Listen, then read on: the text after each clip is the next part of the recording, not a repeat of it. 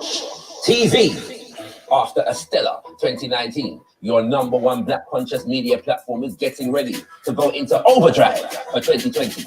As we promised, last year we launched The Inside. We premiered the pilot for the Black Group Economic Show. We dropped 2 new seasons of Wordsmith, the #1 platform for artists with a message in the music. We've seen you out on the road, the Black Carpet Awards, the Reparations March, the Legacy Center of Excellence, and more. We brought you Dr. Mumbi, the legendary Bob Andy, Queen Diambi, Kemi Seba, Esther Stanford Hussein, Leo Mohammed, Brother Leader Badaka, and more. And now, 2020 is set to see Got Kush TV taking it to the next level. First up, look out for the official launch of the Got Kush TV website, your official portal for all things GKTV, including new shows, news, views, and reviews, soon to be serving you with advertising opportunities and the launch of the GKTV African market. GotKushTV.com will also be a global hub for all things Black, conscious, and empowering from all over the Black world. Black achievements, Black excellence, education, health, positive Black imagery, entrepreneurs, Black brands, and charity work. All this and more can be found here at GotKushTV.com. Then there's the new show, Decipher, the dynamic discussion and debate show. Health is wealth, practical tips for living in wellness. Kush Communiversity, home of Black Warrior Scholarship. And UK Fire Entertainment, bringing you a slew of music videos for your listening and viewing pleasure. Look out for more of The Insight, Wordsmith, and the full 3rd season of the Black Group Economic Show, all coming your way soon. As always, the GKTV film team is available for hire to cover your events and all filming needs. Visit us at GotKushTV.com for hire inquiries and more information. Stand by all Black businesses through our website, social media, and show content. We have monumental advertising, sponsorship, and network opportunities catering especially for you. Got Kush TV is about to take off. So join us for the ride. There's 4 things you can do. 1, subscribe to our channel. Hit that bell to make sure you don't miss a release. Join us on all social media and hit up GotKushTV.com to subscribe to our mailing list for exclusive opportunities in the near future. 2, like. Let us know you're feeling our content by hitting that ever so important button of approval. 3, comment. We want to hear your feedback on everything we're putting out. So make sure your presence is felt in the comment section. 4, share. Spread the word by hitting that share button and exposing your circle to the magnificence that is Got Kush TV. We look forward to building with you throughout 2020 and servicing you with high quality Black media production. Got Kush TV. Beyond discussion, beyond debate, we put the power in Black media.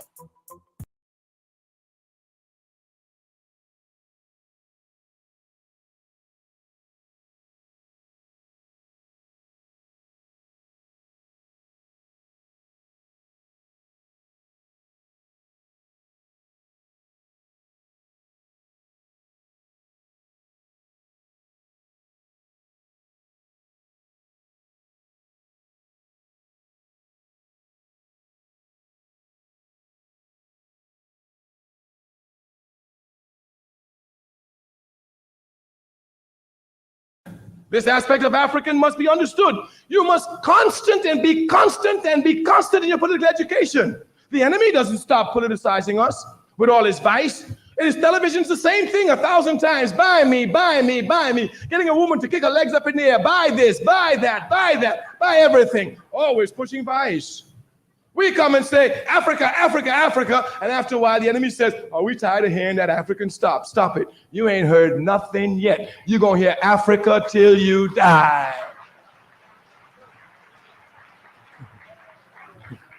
We do not surrender before any force that's opposed to our people.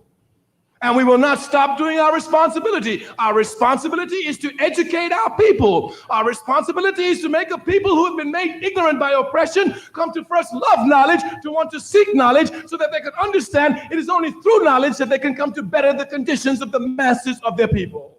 And if we surrender before this, we have done ourselves a great disservice. In fact, we have betrayed the sacred cause of our people.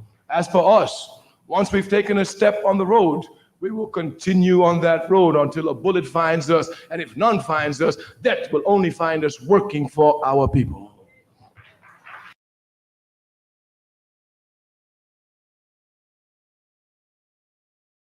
Your ideology must come from your culture. It's only when your ideology comes from your culture that you begin to think differently from the enemy that you can really move.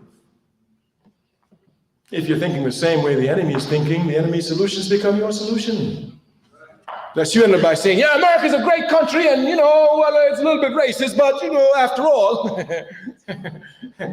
But if you think from your people's struggle, and you know that your people are the victims of racism, have been, always will be, you say, as long as America remains racist, I got to destroy it. You say you must think from your people's culture. Thus, to have fundamentals of unity, we must have an African ideology. Because unity presupposes organization. And unless the organization is guided by African thought, hear me well, which is a result of Africans' actions, hear me well, there will be nothing but confusion. And we repeat, the only way we'll be free is when we first conquer the political kingdom. And we give the proposal that this conquering must be done by a mass party. Thus, for us, the All African People's Revolutionary Party, the only way we will solve our problem here as well is when every African belongs to the same political party from South Carolina to Tanzania.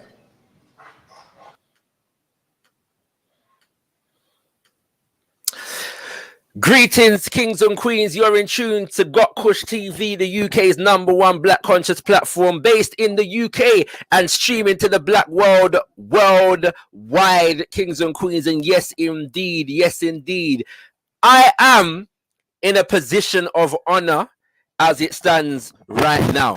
We have the pleasure of being able to host a fantastic session honoring one of our greatest organizers in our history family, the elder, the ancestor, the activist, the organizer, the revolutionary Bokar Ture. And I just want to start by saying that I have known about this man all my life, and for any Pan-Africanist in the UK, you should know that you have a debt to owe to Bokar Ture, because he was very instrumental in the development of Pan-African organizations in this country. As a young man, this man became an inspiration to me because I watched him in documentaries like Eyes on the Prize as a young man. And then I also watched videos of him as an elder. Still on the road, still in the fight, still championing the cause. And I remember seeing that as a young man, as a child, in fact, and saying, I'm going to be like that. I'm going to be like that. I'm young now. When I'm old and gray, I'm still going to be on this thing. And that's the example that Bokar Ture, left for me. So I'm in a position of honor right about now, and I want to give thanks to the brothers and sisters of the AAPRP for helping to organize this particular session. We are joined by two very illustrious guests, and normally I'd go in order of seniority, but I believe that it would be appropriate today to introduce the young who I'm assuming is a younger brother on the panel right about now, only because he happens to be the son of Bokar Ture. I want to encourage ones and ones to please share the link far and wide. Let people know that they need to know about Kwame Ture, and also like the video as you come through. First of all, greetings to brother Bokar Ture. Welcome, my brother. Greetings. Very, very happy to be here. Thank you so much for the invitation, brother. It's all good, my brother. And if you're wondering where Bokar is, because I know most of the listeners are thinking, where is that? Because that's where I want to be. Brother Bokar is in Guinea right about now, kings and queens. You know what I'm saying? So yeah, man, if you want to experience some of that scenery, then you have to take a trip to the motherland still.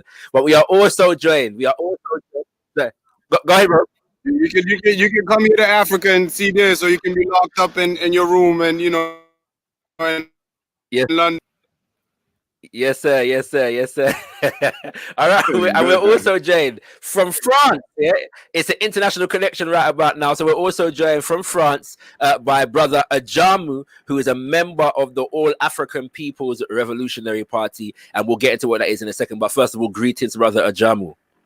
Greetings, Africans. It is definitely a pleasure to be here, and I thank you for the invitation as well. Yes, sir. Now I'm just gonna get you both to give you our listeners an idea of who you are, starting with Brother Bokar. As you said, I am a son of Kwame Ture, and I say a son because I mean, biologically I am his son, but he has had many sons, that are just the biological aspect is just one of it, political, spiritual, just like you were explaining. Mm-hmm. You know what I mean? Mm-hmm. People that he any more special than any of his other sons, many who are following in his footsteps, across 3 continents. You know what I mean? Yes, sir. But it is still a blessing to carry the last name, which I carry. I was born in Guinea. Spent a good amount of my years also in the U.S. I've been working in Africa for most of my career, trying to help find ways to develop the continent economically and socially. Yes, sir. So Give that's thanks, me. Brother Bokar. Give thanks. Give thanks. Thank you. Brother Ajamu. Yes, I am the ideological son of Baba Kwame Ture. Yes, sir. Yes, sir. I am a member of the All African People's Revolutionary Party. I joined the party in about '92 in California, and I've been an organizer for the party throughout Brazil, where I lived 12 years, and I've been in France trying to organize the French-speaking countries on the continent as well. So I'm someone who's been trying to carry on the legacy of Kwame Ture as well as Nkrumah and Sekou Touré. So we're here to organize our people and to raise the consciousness to move us forward towards Pan-Africanism. Yes, sir. Yes, sir. Now, I want to get into the legacy of Baba Kwame Ture, and I'm really gonna focus our conversation to the Kwame Ture aspects of his life, if that makes sense, because I think people can go away and watch a lot of stuff that deals with the prior to Kwame Ture specifically aspect of his life, if that even makes sense. And I'm saying that because there are some people out here that are drawing that distinction, yeah, and I'll explain that in a second. But before I go there, I do want to honor your mother, Brother Bokar, Mama Mari Lattu, yeah, who also recently passed away. All right, and so I don't want to be guilty of not raising up her name, because obviously she would have been instrumental, yeah, to our people and to your life in particular. So just give our viewers a bit of an idea of who your mother is and the kind of person that she was, and the kind of just give us an idea of who your mother is. Listen, I it's a bit emotional for me because I just lost her recently. Yes, sir. But talking about a fierce African princess, in the sense that she came from a ruling family that was here before the French came, that fought against French colonial rule. From that, but despite that lineage, grew up in a very modest, what you would say, her father had modest means, so she struggled early on, became a doctor, had the chance to meet my father, and raise me. Afterwards, he had a career doing all kinds of stuff as an entrepreneur.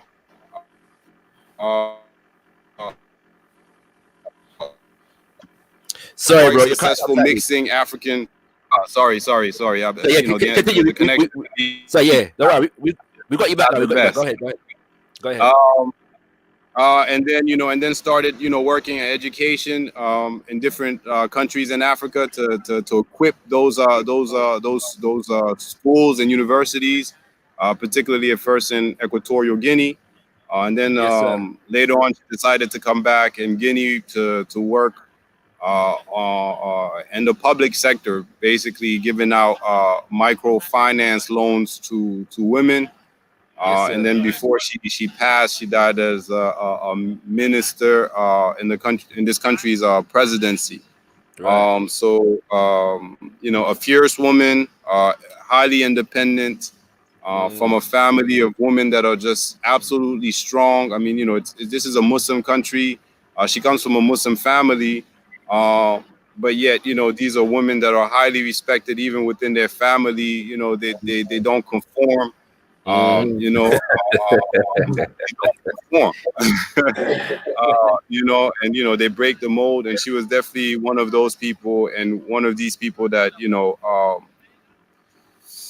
that demanded respect and got the respect. You know, I mean, it's like, you know, I've seen so many times, you know, because, you know, let's be honest, you know, macho culture exists in Africa and in West Africa, and you know, it's like when my mom would be the one to step, you know, put her foot down. It doesn't matter who you are. It doesn't matter who you are. You know, it's the highest levels. And, you know, and that sort of demanded respect. If she felt like something was right, then, you know, she had that strength. Yes, sir. And I'm lucky that she fell in love with Kwame Ture. That was the love of her life. Yes, sir. Yes, sir. You know, she decided to be buried next to him, which, you know, that's not even my choice. But it's a blessing to have had that too as well. Yes, sir. Yes, sir. That was her. And I thank you for taking that moment, because she was, you know, she was great in her own right, you know. Yes, sir. No, it's only right, my brother. It's only right. And so I know that you know, I would like to send condolences on behalf of Got Kush TV, on behalf of my father and the Al-Qaeda and Revivalist movement. And in our tradition, we would ask our ancestors to gather around her, yes, and welcome her. And I would really appreciate that, because I've been with our Kebalon family, you know, during the passing of other elders, you know, that you know, I've gone on to be ancestors now, and I've had that feeling. So I would, you know, strongly appreciate that from our Kebalon family. Now that she's joined the ancestors, to have, you know, the proper going away that anybody and everyone can give to her, you know, deservedly. So. Give facts for that, brother. Now I'm gonna come to you, brother Ajamu, but I want to ask brother Bokar one more question before we open up wider, because it's often that we speak about our great heroes and sheroes, and one of the most neglected aspects of their legacy and their life is the fact that they were members of families. They were mothers, they were fathers, they were sons, they were daughters. You know what I'm saying? They were aunties and uncles and so on and so forth. Yeah. So I want to give you I'd like you, brother Bokar, and remembering now that, you know, I'm coming from a similar experience in terms of being the son of a Pan-Afrikan Organiser, right? So I understand the dynamics, yeah. So I want you to give an idea of Kwame Ture, the father. What kind of father are we dealing with here? Man, that I'm extremely emotional about, because it's something that no one really knows. You know, hands down, one of the kindest persons I've ever met. Yes, sir. Yes, sir. Yes, hands sir. down. Yes, sir. Just, you know, just one of these so kind people, because it's kind of odd, because, you know what I'm saying, you see him when it came to revolution, he was brutal, you know, uncompromising. You know, he goes for the jugular. Yes, sir. At home, it's like the type of person you can walk over, basically, you know, just very nice. You know, daddy, can I have this? Daddy, can I have that? You know? Yeah. You know, and it's like, and you know, just extremely giving.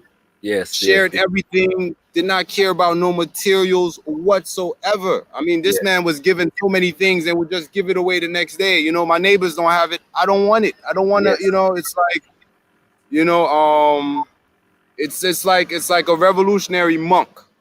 You know, he lived his life like a monk. You know, he didn't, you know, it's like if everything was just very simple, you know, but so great. I mean, on the one hand, I had my mom, because I've been living, you know, between these two worlds. One is, you know, this revolutionary, and another hand is someone who's fiery, strong, but doesn't necessarily share that sort of vision. Where it's like, you know, I'm gonna try to make a better world for myself in terms of comfort. You know what I mean? And because she comes from that ruling family, there's these aristocratic sort of mentalities. So I was, you know, stuck in between those, you know, those two worlds.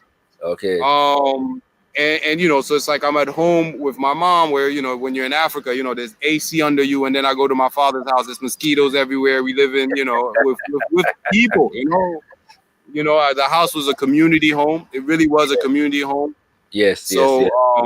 all the brothers and sisters that I grew up with used to come to our house to learn how to read, how to write. They learn how to swim. Yes. You know, so it's like that egg sandwich that I would get there would be so much better than that, you know, steak, whatever I would get at the house, you know, would taste better, you know? Yes, sir. He gave me some toys. I remember one toy that he brought me was like something very simple. He went to some conference with Native Americans, and he brought this boat with them. You know what I mean? And I had all these toys my mom used to buy me. I'm like, forget them things. With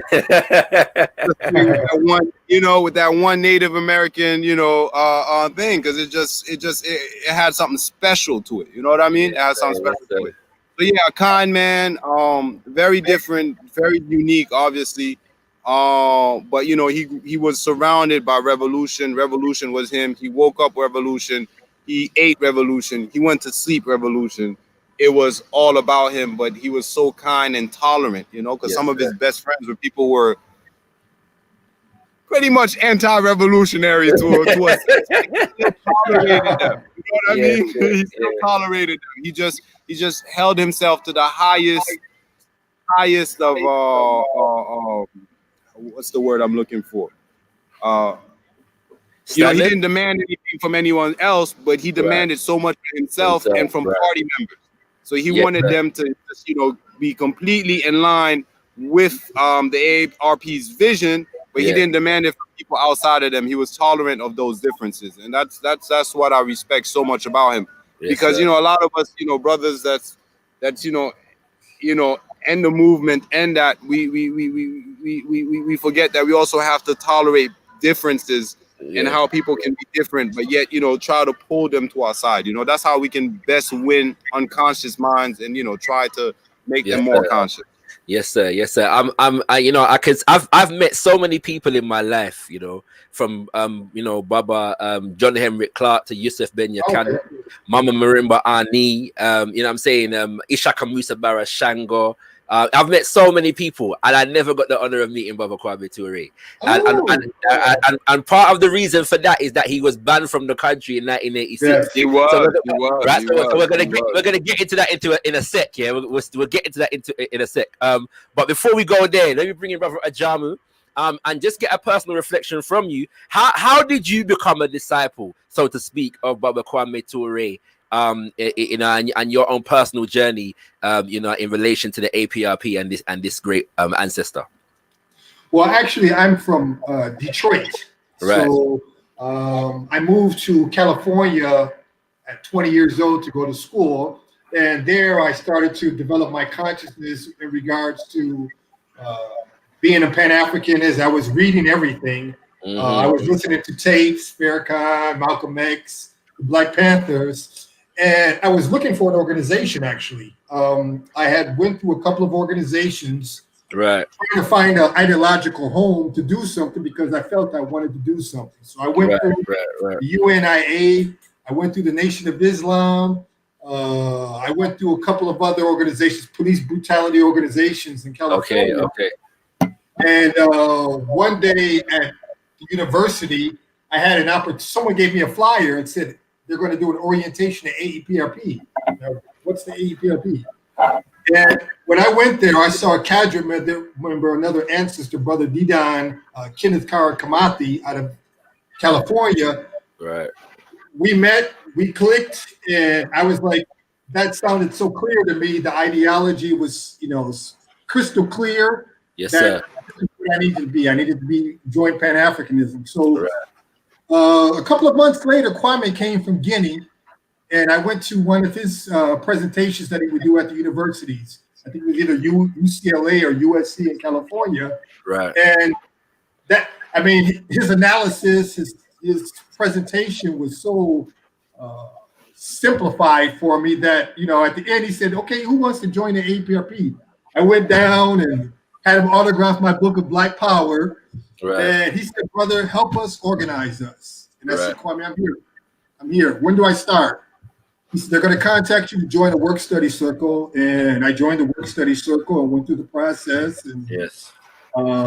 when he would come from Guinea for his speaking engagement, his KWAME Ture recruitment drive, the tour, I would be with him often to pick him up, and I was impressed because he was a legend, but he was just a very simple, humble person, and people gave him celebrity status, but I don't even think Kwame ever had any money with him all the time. People, are you hungry? Where you want to sleep at? Everything. He just wanted to speak. He didn't write anything down. Yes. He would speak for an hour and a half without having any notes. And what's the subject on? What do you want me to talk about? And go into his lecture and have everybody moved and motivated to do something. So that was my first contact with Brother Kwame. Beautiful. All right, so I'm gonna do a quick blitz here for people that may not be as up on the life and the legacy of Bokar Ture. He's born Stokely Carmichael in Trinidad. He moves to the United States of America as a child and very quickly becomes wrapped up in the so-called civil rights movement in an organization called the Student Nonviolent Coordinating Committee. And so you will see many videos and films of marches in the southern states of the United States of America, whereby Martin Luther King is at the helm of the march. 9 times out of 10, the man standing right next to him is Bokar Kwame Ture. But as a young man in his teens and his 20s, during that phase of his life in the 1950s and the 1960s, and for many people who have seen the film Selma, yes, even though he was cut out of the film, he was not included in the film, but he was central, right, to all of the activities, of the history of that moment in time. He was on that march, and them kind of things there.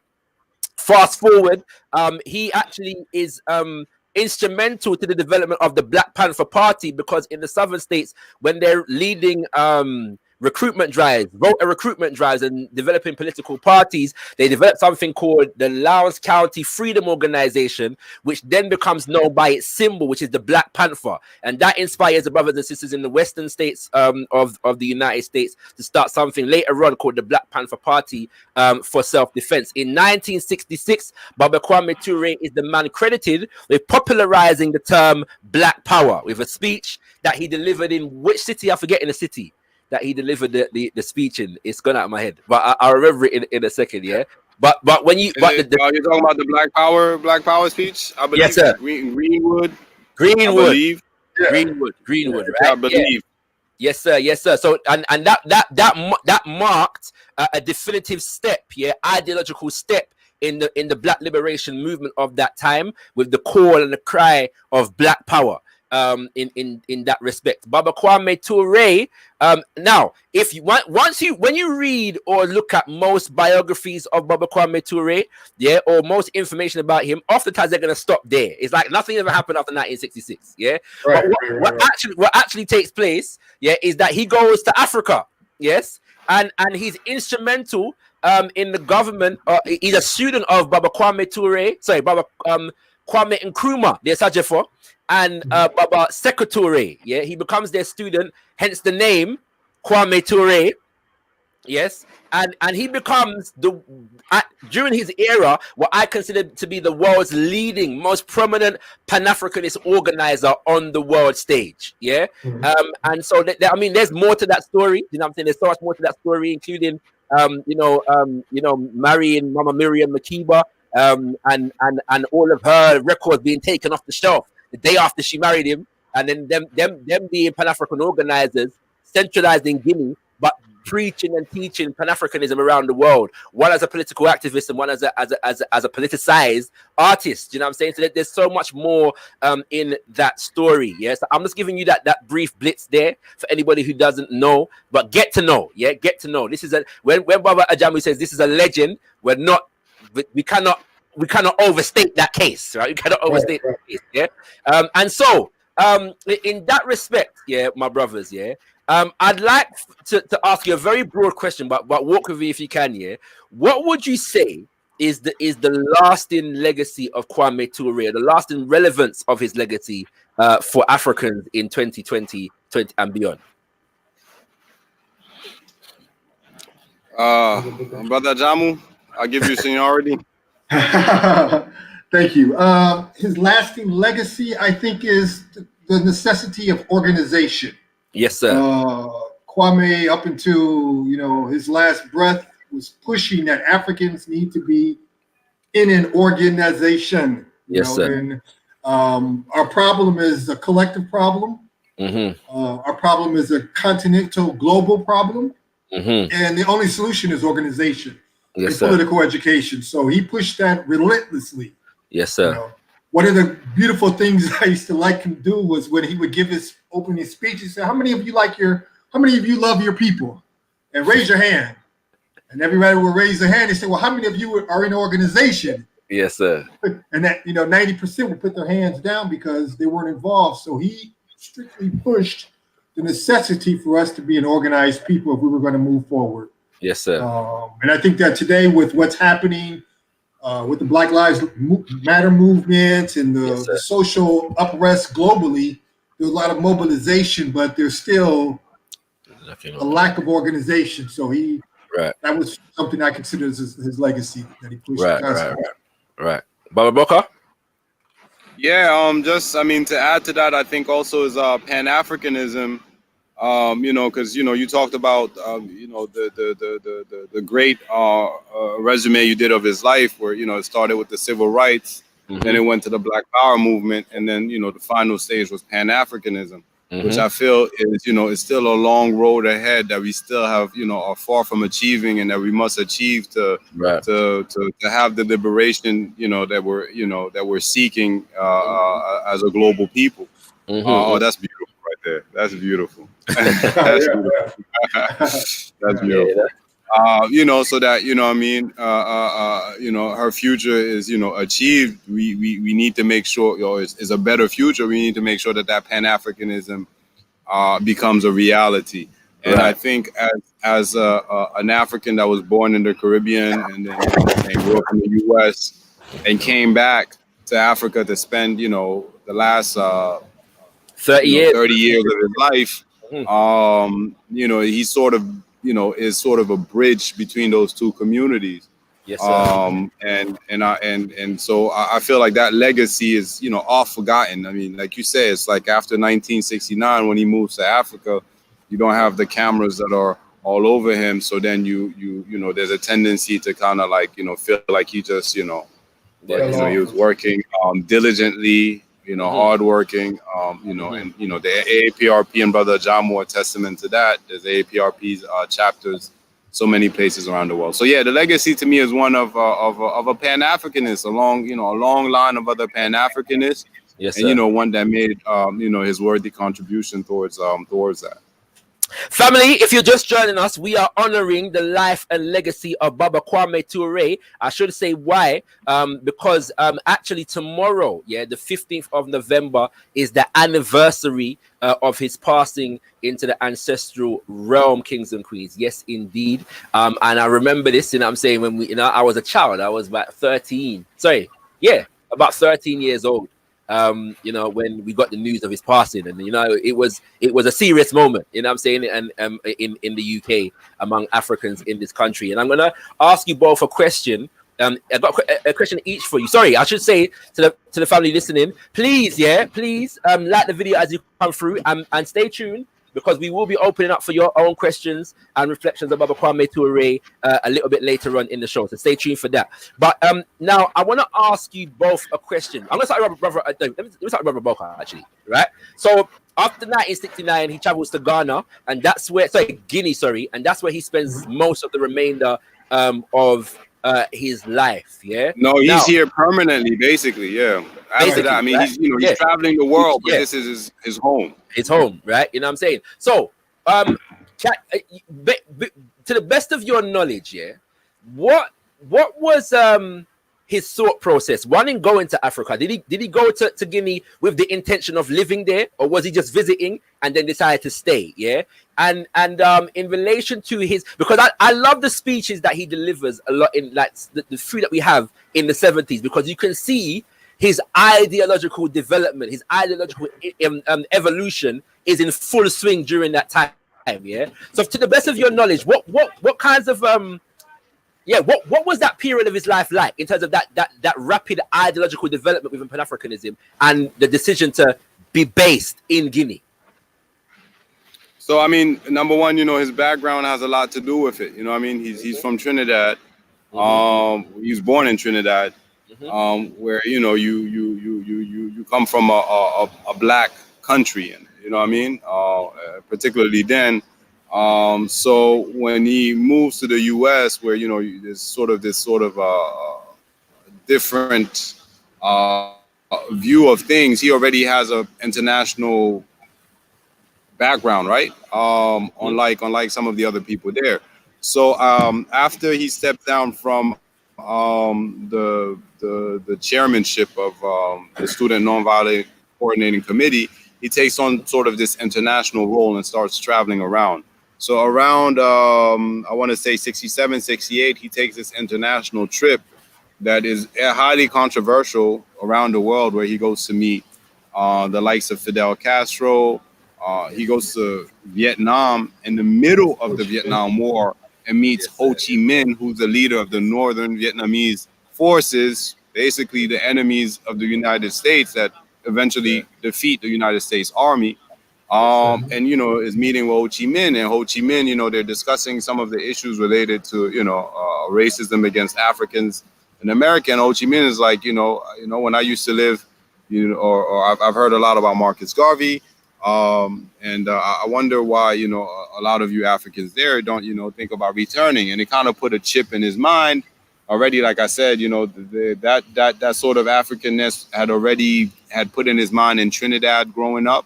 And he remembered his father having taken a trip to Ghana and seeing Kwame Nkrumah and seeing, the grandeur of, a black nation and a black president. So that already is put in his mind. And then I think he meets W.B. Du Bois' widow, Shirley Du Bois, who invites him to go to Guinea for the Parti Démocratique de Guinée, which is the PDG, the Democratic Party of Guinea, that was holding one of its anniversaries, so that he could meet Osagyefo for Dr. Kwame Nkrumah. So then he comes to Guinea eventually, and he meets Osagyefo, and he meets Sekou Touré, and both of them are telling him, listen, this is your home, you want to come back. Osagyefo already is like, look, I need a political secretary. So, if you want to come, he's like, whoa, this is, the invitation of a lifetime. And Sekou Touré is like, this is your home. You can come back anytime you want. Right. And thankfully, I mean, things happen. But my father was next on the list to die. Much like Malcolm X and Martin Luther King. And I mean, if you look at the FBI records, sorry, Brother Bokar. Yeah, I want to be clear that what Brother Bokar is saying is documented. Yeah. It's documented. I mean, these are FBI files. They're basically trying to, build the whole thing so that other members of the Black Panther Party will kill him. Very much like how it was done, so that members of the Nation of Islam would eventually have this hostility towards Malcolm X. It was this was how they did it. Because there was actually a plot of these. COINTELPRO. Amongst many other programs, actually, we put that focus on COINTELPRO, but there's many other programs that are being done to destroy black militancy, and COINTELPRO in particular names him as the biggest danger, right? It says that Malcolm X is gone. The most dangerous, and it's saying that he's the biggest threat. They're doing all kinds of plots, and that Sekou Touré invitation gives him a new life. And I think he never saw America as this base for this globalism, right? This global struggle that black people are in. He never saw it as just an American struggle. He always saw it as this global struggle. This is why I was talking about the internationalism that made it, that international background. They made him easier for him to gear towards that than it would be others, right? So then, he comes to Africa with Mama Miriam, which, I refer to as Auntie Miriam. And, and her, because of her marriage with him, it just, her career, she's getting all kinds of shows canceled because she's, she's married to this militant, activists, you know, so everything is kind of, they're like, oh, why don't we just go back to Africa, you know? And I think those couple first years of them together was probably some of the most peaceful years they had known in quite a while. Yes, sir. And you know, I mean, this is what you get. You know, I mean, you know, and Guinea at the time was socialist, was Pan-Africanist. Mm-hmm. You know, a leadership that had this vision that he shared. You know, mm-hmm. And he adhered to it. But I want to make one because there's one mistake that's made, and it's made a lot. It's like people are saying that he comes to Guinea and he lives like an expat. I was gonna come to that, bro. I was gonna come. That's absolutely false. All right. Yes. What does happen is that he is invited by the state, by a president. All right. So there's no, there's no going around the fact that he has certain privileges because of access. You know what I'm saying, to the president, everything like that. But because Guinea is a socialist government, yes, sir. You know what I mean? You're going to be struggling along with everyone else that's struggling. Yes, and they struggle. He's able, you know, and that's his mentality. I'm going to struggle along with my people. I'm going to share their struggle. That's the first 15 years. Yes, sir. The second 15 years of his life in Africa, which is almost forgotten, he's persona non grata because there's a coup and they're completely against that regime. He gets jailed. Yes, sir. Yes, sir. And he can, and they actually make it easy for him to leave if he wants to, but he stays in Guinea. Yes, sir. And that's the 15 years that I know. Yes, proper. Because, I'm born, a few years after the coup. Yes, sir. And it's like, so when people say he's living like an expat, I'm like, yes, sir. I remember being in school and people are like, that's your house? Yeah. I'm like, yeah, that's the house I live in with my father. And they're like, why? But you seem so educated. You seem so, how do you? It just didn't make sense to me, to others, that someone who could speak English, who could, who seemed to have, so many things, would live in that, humble home that he was living in because he was such a humble person. He did not live at an expat. He suffered along with his other people. Sorry, bro. Take away legacy to discredit him. Sorry, go ahead. Sorry. No. Yeah, it's okay. You've been long to win. No, it's fine. No, what it was. Okay. Yeah, so I was trying to make sure that that people could hear you, but I think we got what you were saying. I am going to come back to that point, brother Bokar. Yeah, so do stay tuned. But that is something that is out there. People talking about how he was in Guinea driving around in limousines on the payroll of Bokar Ture, this despotic leader. So we're going to come back to that in a second. But brother Ajamu, you are a member of the All African People's Revolutionary Party. Yes. Which is the organization that is called into being by the Ejiofor himself in the book. Yes. The Handbook of Revolutionary Warfare, right? And so Baba Kwame Ture becomes the basically, the leading figure within this organization throughout his life, right? Now, one of it for me, because Pan-Africanists of all stripes, especially in this country, because we know there are debates among schools of Pan-Africanism, right? And so I come from a more nationalist, organization in that respect. So that us and my APRP brothers and sisters over here would debate a lot, right? Yeah, but I know. One of the things, that seem to unite all the Pan-Africanists in this country, or most of them anyway, is the AAPRP study group. Right? Yes, program, right? Political education was on the cards, and this study program was put together to a large degree by Baba Kwame Ture.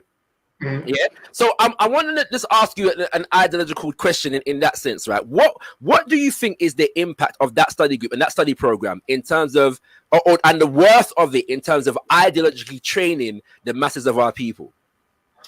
Well, I think that the political education is essential for our people. We're bombarded constantly with capitalist ideology. So we need to have an understanding of who we are as a people. We need to have a game plan to arrive at Pan-Africanism, which was defined as the unification and liberation of Africa under scientific socialism. So for people to have an understanding, in the United States as well as in the diaspora, most Africans Mm-hmm.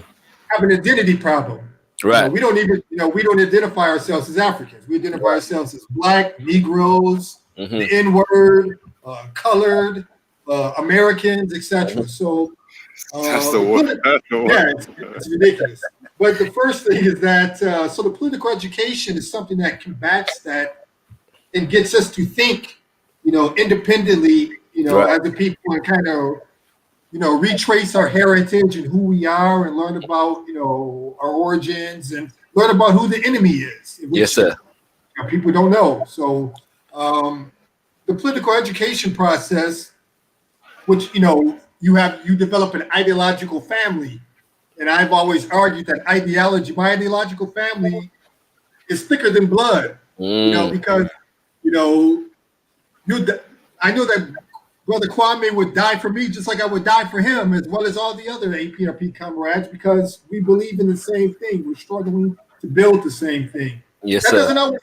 doesn't always happen in your biological family. Yes, sir. Yes, sir. Yes, sir. But the political education process is essential, and we meet every couple of months, twice a month. Yes, sir. And we discuss the required reading material, and it helps us develop a perspective that is a global perspective, so that when I meet a brother from Guinea, Conakry, or a brother from Brazil, or a sister from Morocco, or someone from Europe. Yes, sir. I see the commonality amongst us immediately, yes, regardless sir. of what language they speak, Yes, regardless of what religion they practice, regardless of what garb they wear. I see an African, right. I'm not going to run away from you because you don't speak English and you're not from, Motown, So I think that was what is one of the beneficial things of the political education. It gives us critical analysis, so that we can make an understanding and have a critical revolutionary analysis of how the world is run, who's running it, what's holding us back, what's oppressing us, and what we need to do to move us forward. So, my brother, so I know that there are some people that critique, Bokar Ture and the AAPRP for being overly concerned and obsessed with reading, right? And Bokar Ture, you listen to speeches of him, and he said they read. He made some statement that was amazing to me. He said something that since 1970 something, he's read one book a month on Zionism, and that's just on Zionism. Yeah. Right? That's just what. So that doesn't account for all the other books that he's reading, right? You know what I'm saying, right? So, no, I mean, I thought growing up, I thought that was his job. I thought his job was reading. That's how, honestly, at first, the first couple of years where you don't know what revolution means, you're like, this man is a reader, and people ask me what was his job. I thought it was reading, because he was just a ferocious reader. yes, and he has a library, what I'm saying, that's the only thing he cared about. You could take his fridge, you could take everything, but his books, yes, sir, he loved his book. Yes, sir. Well, my question then, and I want to go into some of his work in the APRP after this, but I just want to get an idea from you in terms of why was he such a stickler for this idea of reading? Like, what was this reading thing about? And I'm asking it because I know people critique this about him and his organizing capacity.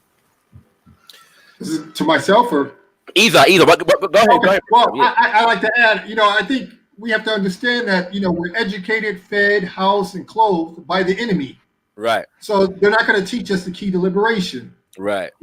So this educational process, this political educational process, is for us to regain some level of dignity and analysis and understanding of what is holding us back. Yes. Because I'm sure if you ask 10 Africans what is holding African people back, you're going to get 10 responses, different responses. Yes. So it is necessary for us to, we're bombarded 24 hours a day by capitalism. Right. To consume, it dehumanizes us, it denigrates our women, it has us denigrated ourselves. Yes. So, we have colorisms, we don't like our face, we're bleaching our skin, we're doing things to our hair. So the purpose of the political education and the reading is for us to regain that by reading, the primary works from our scholars, as well as, revolutionary works from others as well. But, we're trying to find justice and truth. Yes. And, I think he was clear, as well as the party structure is clear, that the only way you're going to get that justice and truth is by, researching for it, because the enemy's not going to give it to you. You're not going to get it. You're not going to get it at the university. I don't care how many PhDs you have. It's just going to be used to uphold the system and fight for the interest of a minority that doesn't have the interest of the masses of our people. Yes, sir. Yes, sir. And so reading is essential, and me, myself, and that's one of the, my books, I can just quickly show you. Save, bro. Books, Save. Yeah. I could trade myself as well, but yeah, it's the books, that's my pride and possession, and so, I mean, that's the information that we want to change. Bro, I'm made to understand that you never got toys for birthday presents, bro. It's just straight books. I got some a good few books, because every time I was going through a certain period, what I'm saying, he knew exactly which book to give me. You know what I mean? And when I say he's a ferocious reader, he read about Zionism. But I remember one time I had this science project. I don't know. I had two different science projects. One on the sun, and then I had another one on nuclear power or something like that. Yes, I promise you, those books I used in that U.S. library, I found them in his library in Guinea. Yes, sir. Because it was just like, just like that. You know what I mean? It's like, well, I was like, oh, that's the book I used in, in the 7th grade to do that, that project I did. Oh, that's the one I used in that, So, yes, sir. Yes, sir. Yeah. Mad. No, I mean, I do want to say this, brother, Sister Amma Paku has said this book by Amanda Thomas Johnson, Becoming KWAME Ture, focuses on his life after moving to Guinea. And yes, brother Amanda was supposed to be joining us today. He was unavailable. But we are gonna make sure that we get him on, and that work is so important, And that's where I want to go next with this conversation and talk about that. And let me contextualize this, Yesterday I was watching a conversation between Peniel Joseph, who's the author of the book Stokely, and I'm noticing that a lot of people are trying to Stokelyize Baba KWAME Ture. They don't want to use the term KWAME, the name KWAME Ture. You know what I'm saying? I hate that. So do I. And only because I know it's deliberate, and I know what they're trying to do, right?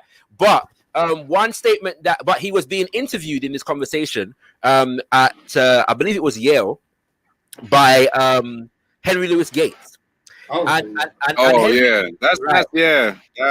Indeed, right? Now, Henry Louis Gates makes the statement that basically the majority of the book focuses on his life up until 1969, and after that there's very little to be said. And basically he pushes, and even though Peniel Joseph, whose perspective on Baba Ture I'm not necessarily aligned with to all the degrees, but Peniel Joseph is pushing against this kind of casting aside of his post-1969 legacy, and Henry Louis Gates is pushing the point. But these are the people that have the profile to really and the platform to speak on to wider audiences on the lives of our greats. And so I really want to challenge this at the moment and get you both to speak on what was the work of KWAME Ture and the All African People's Revolutionary Party. What was the Baba doing?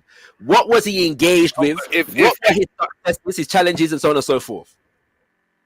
Well, if I can, I'll give a personal, because brother Ajamu, you're as a current member of the party, you're better suited to answer that. So I'll, if you'll just allow me to interrupt and talk about something personal before you take this. But it's on that very same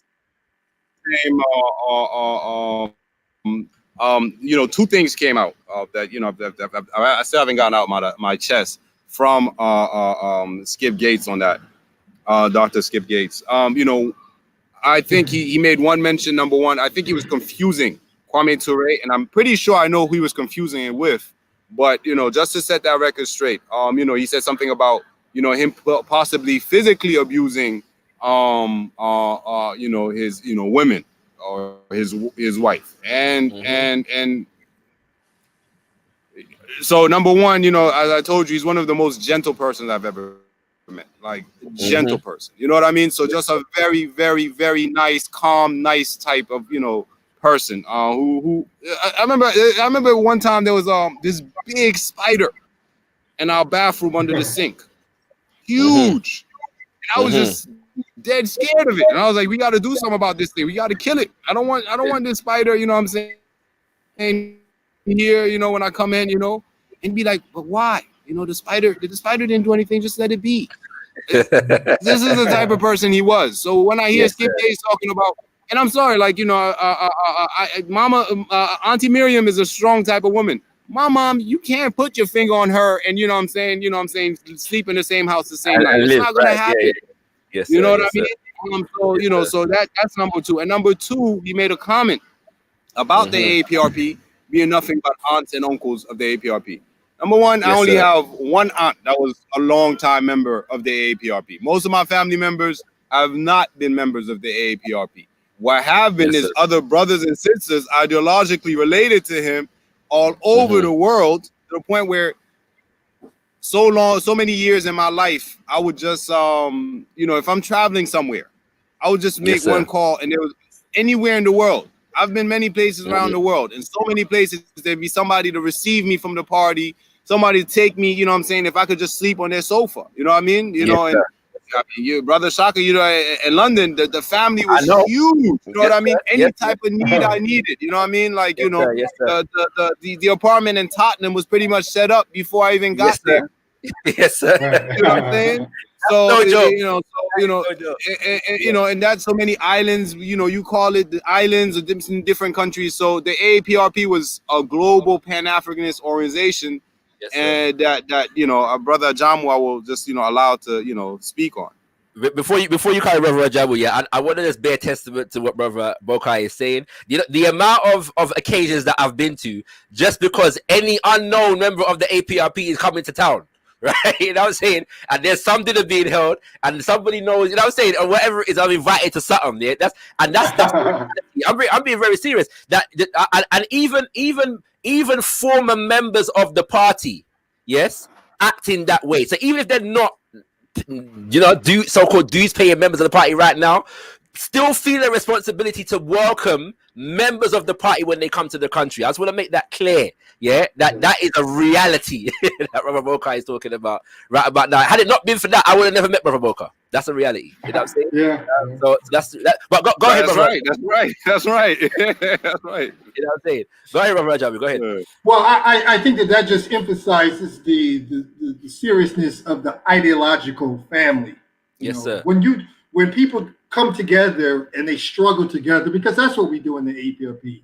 Yes, sir. We struggle over ideas. We struggle over, and there are some heated debates, you know. But and you may not disagree you might not agree with your brother or your sister, but you're going to come to ends to try to find a solution, or, you know, respect different point of view. But, you know, we're an ideological family. We have the same objective. You know, people are willing to die for their ideas. So that's the beauty of it.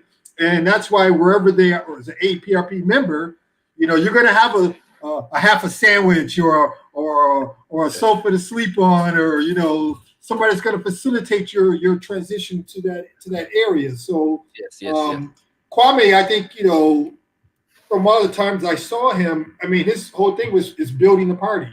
That's what it was about. Recruiting, building the party. Right. You know, relentlessly. You know, we pick him up from the airport from LAX. He'd be tired coming in from like an 8 or 9 hour flight from Guinea. Where am I speaking? Okay, in a couple of hours. You're hungry, take him get something to eat. You wash up real quick, take him there, tell him what he's going to speak on, how much time he had, and then go to another university maybe 2 hours after that, you know. So he could do 2 or 3 speaking engagements in a day, and then, you know, you had all the people who were who viewed him as a celebrity, wanted to have him autograph books, and, you know, they wanted to see a living legend, you know. So he would sign everybody's book after speaking for 90 minutes and, you know, talk to people and take photo ops. You know, got all these pictures. Can you take a picture with me? You know, so. Yes. But his work was about building, you know, as well as meet with, you know, political leaders from other organizations trying to build the African United Front. You know, really just working on nonstop. Right, to the people. And, you know, Kwame set the standard. You know, he set the standard of what a full-time revolutionary was. Very serious. You know, serious, engaged, committed, Yes. relentless. You know, we was. If I can just, brother, if I could just build on that on the AAPRP, because we worked on our exhibit on Kwame Ture's life, and you know, and that's how Amandla kind of, came up with the book concept, the whole thing. Can you hear me? Can you hear me? Yes, sir. Yes, sir. Go ahead. Yeah, sorry about that. So we went through a lot of the AAPRP's material, and it's like you saw a party and how it was built up, and what I would see is you would see. Can you hear me? Yeah, you're cutting up. We have what you would see is what you would see is continue from there.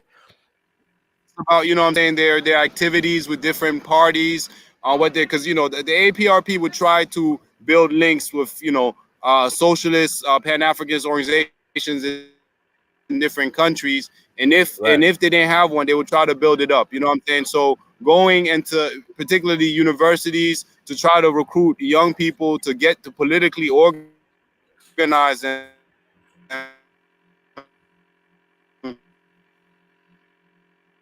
so that these people, as much as possible, and are moving forward for an eventual revolution of African masses. Right. Now let me ask you both this, and I'm by the way, family, the link is in the chat. So if you want to come through and speak to brother Ajamu or brother Bokar, you can feel free to do so now. And I'll bring you through shortly, yeah. So hit that link and you'll be able to come through live. Or if you have a question, and brother MA, I've seen your question. So I'll get that in shortly. But yeah, or you can type in the chat if you have a question as well, and we'll bring that through also. Now, the ideology that Bokar Ture espoused was referred to and is referred to in the AAPRP as Nkrumah-ism, Toureism. Yeah. Now, many of us in the English-speaking world are more familiar, even though more of us need to be familiar, but are more familiar with the Nkrumah aspect of that. Yeah. Less of us are familiar with the Sekou Toure or the Ture aspect of the ideology. And I want to ask you both the significance of, because bearing in mind, as you both said, that when he moves to Guinea, he's working in the government, right? He's working as secretary of the Asajefo, and in the government of Sekou Toure after the passing of the Asajefo. Now, the issue with that is that many, and again, refer to this same conversation that I was watching yesterday, are painting Sekou Toure as this despotic tyrant, yeah, and so therefore, and Kwame Ture as purely a beneficiary of this despotism, right? So I'd like to for both of you to expound upon the significance of the legacy of Sekou Toure and Kwame Ture's relationship with Sekou Toure. I just like to quickly add that, I think that a lot of the negative views in regards to Sekou Toure is because first, Guinea, Conakry, Sekou Toure was the first president of a Francophone country to say no to French imperialism. Yes, sir. And that's something monumental when all the other countries chose not to necessarily accept a total break when they were seeking independence. Yes, sir. Toure was like, we rather, be starving on our knees and be free than to be under the yoke of the French imperialism. So I think that there was a lot of book burning. I think there was a lot of, they destroyed everything when they left the country. Yes, sir. And because of that, even here, I'm trying to find books in French by Sekou Toure. You can't find anything. You can't find anything even in French. Translations are difficult, but to find it in its original source is difficult. And I think that has a lot to do with the lack of understanding or acknowledgement of who he was as an individual, specifically in the Anglo-Saxon world. And I think that they continue. You say no to the master, he's not going to say, well, you're a good boy. They viewed it as something as, I've seen pictures and images here where they call him a dictator. Of course they're gonna, because he stood up. You're gonna be punished. You put on timeout when you misbehave. So I think that's just part of him being independent and wanting the best for his people and prioritizing that over staying under the yoke of French imperialism. Yes, sir. Brother Bokar? Yeah, I mean, my response is going to be, less ideological, a lot more personal. I mean, so I don't think he's ever worked as a government official within the government in a sense. He had positions that were given to him, but particularly related to the youth, working with the youth within, these youth movements that they would sort of build.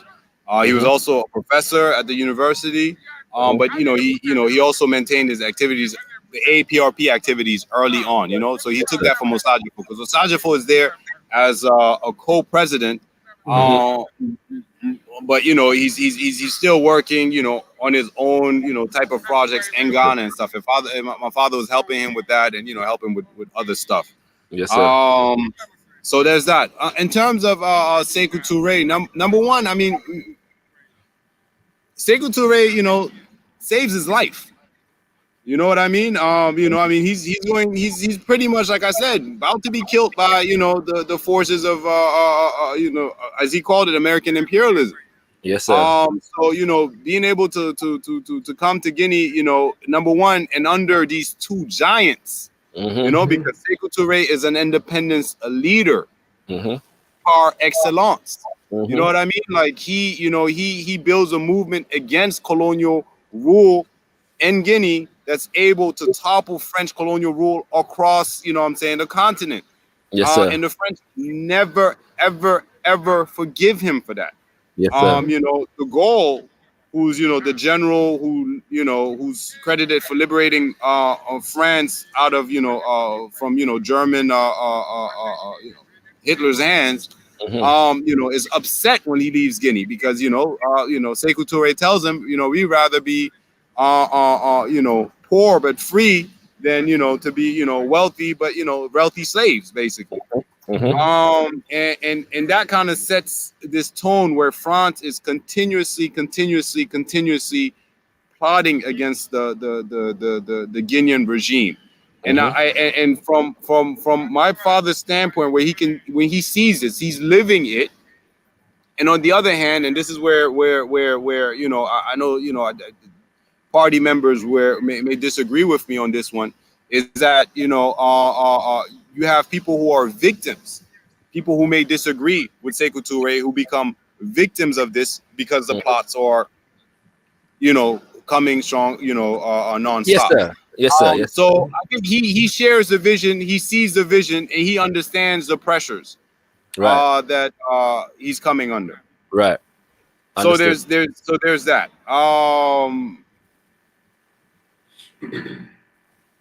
Yeah, I have some family members and maternal family members that passed away during this period because they were on opposing sides. Yes, sir. So it's a very touchy subject for many Guineans that Guineans have not come across. For people like my father and the likes of many people saw themselves as a rebels, saw themselves in the same way that Che Guevara, they were African Che Guevaras. So they understood that, blood was going to be spilled, blood needed to be spilled to keep it. If you look at the other regimes that were Pan-Africanists and socialists, Kwame Nkrumah left in '66. Lumumba barely spent, a year. All of them just gone. And the only one that stood the test of time was Sekou Toure's regime.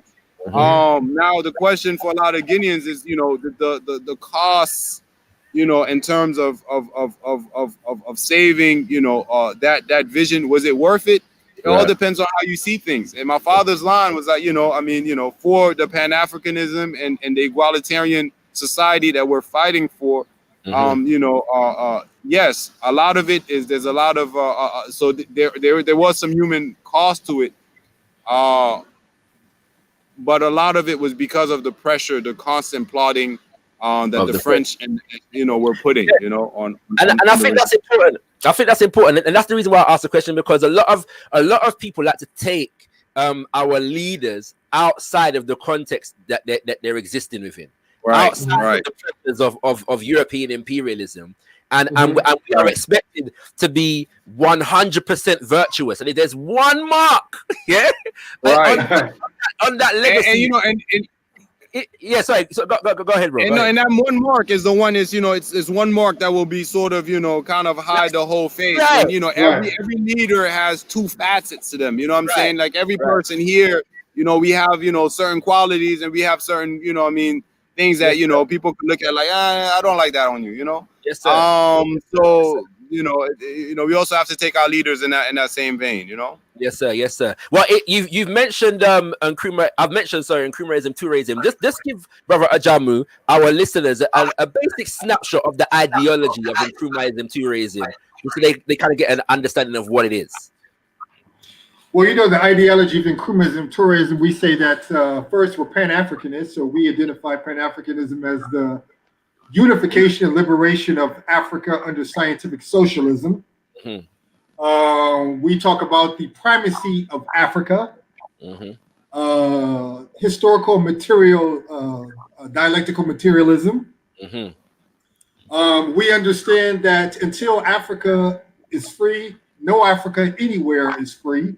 So you might have to break down dialectical materialism, bro, because dialectical materialism. Okay, we say that there's a positive and negative in everything, right? In everything that exists, and you judge it based on what dominates, right? So as human beings, like you were saying in regards to our leaders, no one is godly, no one is godlike. Right. So we all have our imperfections, but for me, I look at, well, what dominates? He may have made some bad mistakes as a human being. It's normal. So it's just a way of looking at the world and making a clear analysis in a scientific fashion, so that you don't necessarily end up condemning someone that's done, 90%. Right, and then you judge them for the 2 or 3% that they've done wrong, or so. Right. 10%, so. Yes, sir. Good facts. Yeah, man. All right, I'm by the way, Kings and Queens. The link is in the chat once again. I know the brothers are answering a lot of questions right about now, but if you want to touch base with the brothers and even just share your experience, your love, your appreciation of Brother KWAME Ture, feel free to hit the link that's in the chat right about now, and we'll welcome you. I'm going to play a short video, right? And I'm going to get your perspective on Brother KWAME Ture in relation to some recent events, right? So stay tuned, right? Stay tuned. If you look at the Africans in the Democratic Party, now I'm not a Democrat. I've never voted in my life in the Democratic Party, and I never vote in the Democratic Party. It's racist and it's capitalist to the core. This is understood. And I shed my blood. I shed my blood for the vote now. I want to make that clear. Some people get confused. The vote for me has never been the road to liberation. It's only the means of organizing my people. I know that. I was a young man in Harlem when they disbarred Adam Clayton Powell. Harlem had no representation. We continued to eat and sleep and take drugs and continue life just like always when Julian Bond was elected, when we were young in SNCC in Atlanta, Georgia, and they refused to see them because of the position against the war in Vietnam. The Africans in that area, his congressional district, continued life just as we've not been having any mayors, and we've been having life, and even with the mayors now, the quality of life has not improved at all. So I've known the vote is never what? You vote for once in 4 years and that's your political responsibility? That's the height of bourgeois propaganda, making the people politically irresponsible, thinking their irresponsibility is limited to a one-day vote. Where politics is every day of every minute. You have to be aware of what's going on, not voting on one day. So the vote has never meant anything. So I'm not a Democrat. So the question is, my brothers, what do you think Brother KWAME Ture's perspective on the recent election in America would be? Oh my God. I mean, personally, I don't think it would have changed any. KWAME Ture is someone who is extremely consistent. You know what I mean? Consistent in his theory, and I think he brings up a good point. Then he was talking about black mayors. we've had a black president, and materially speaking, the conditions have not, changed. The gap between black wealth and white wealth is probably higher than it was when he was speaking then. So I don't think he would have changed much. On a personal stance, I probably shouldn't say this, but but I voted because I voted against. You know what I'm saying? I mean, what I've been seeing is nightmare, and I had to, I had to vote, and I sent in that absentee ballot that, that's part of the ballots that Trump is, talking about, because the last 4 years have been a complete nightmare. I mean, there's racism, and then there's overt, blatant, I'm with them racism that, we've been seeing, and that's just absolutely sickening.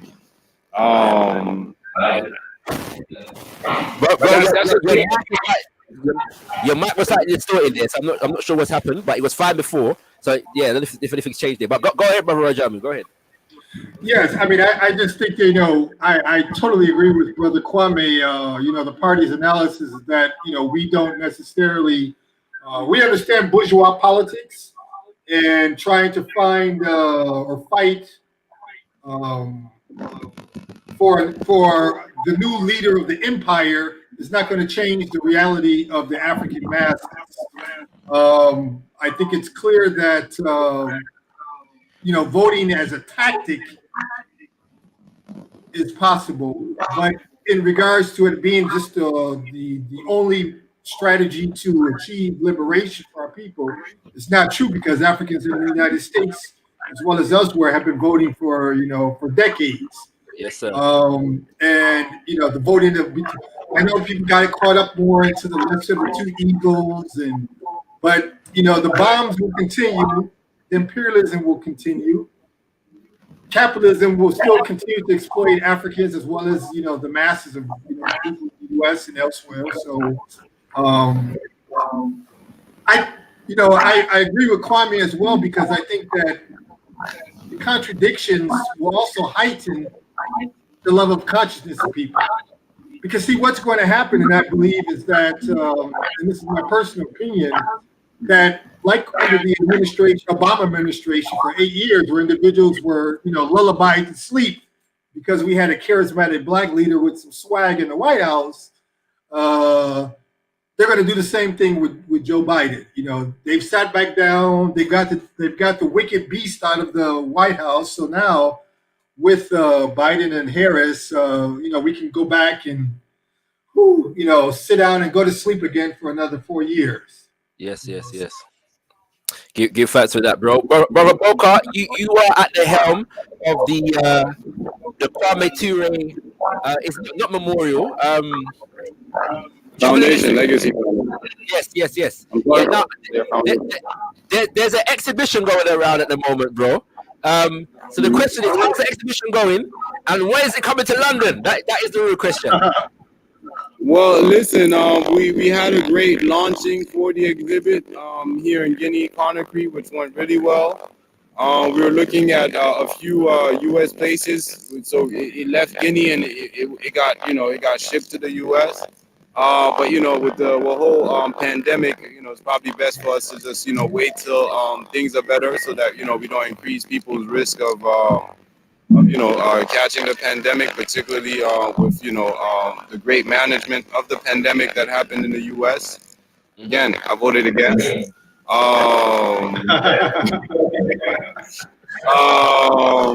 So yeah, when that settles, I mean, listen, I mean, the thing is this, is that we raised a good amount of money for the build it, and to be able to launch it.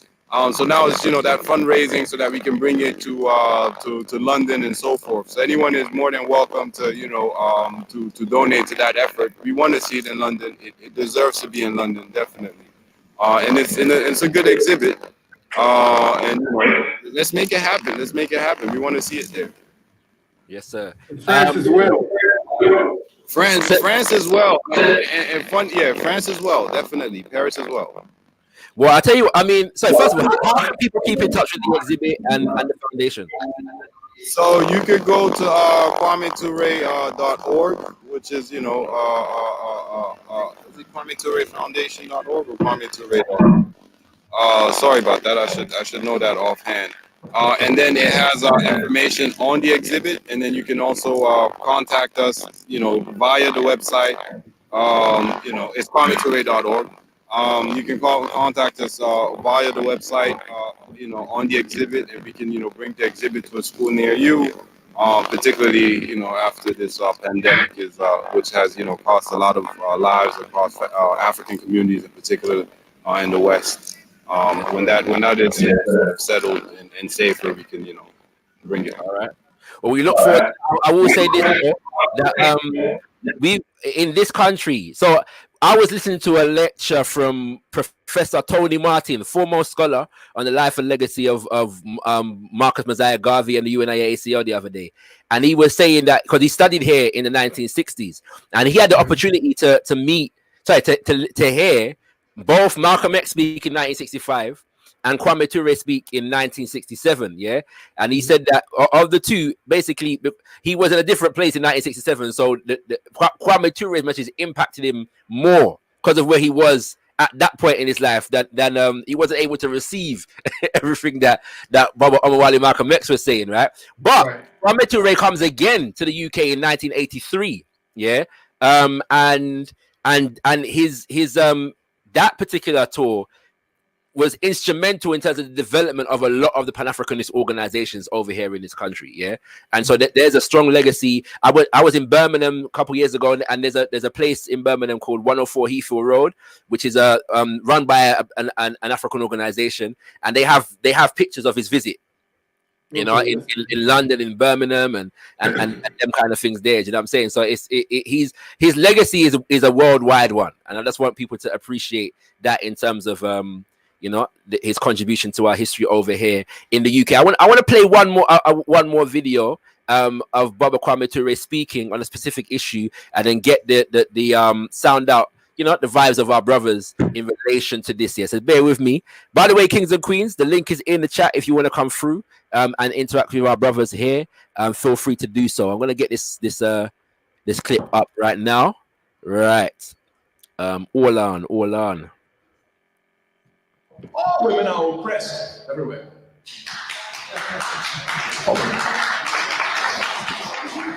All of this is a fact. African men, we oppress our women. There's no question.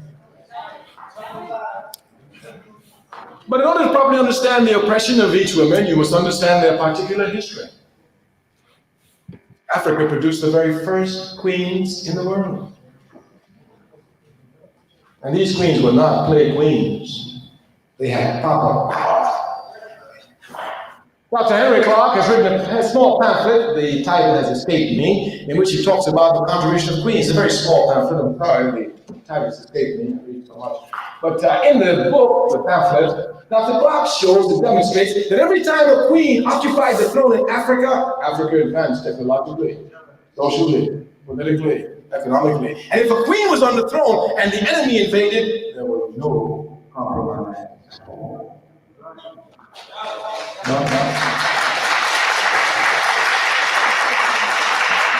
These are historical facts. We say African women are exploited today, oppressed today. Yes, they are.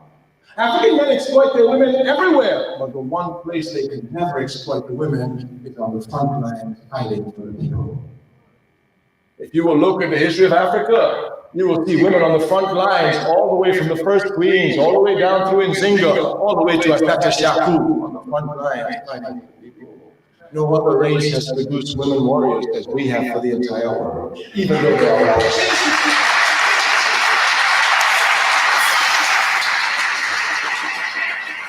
I heard much nonsense about the 60s from those who've done nothing but right folks.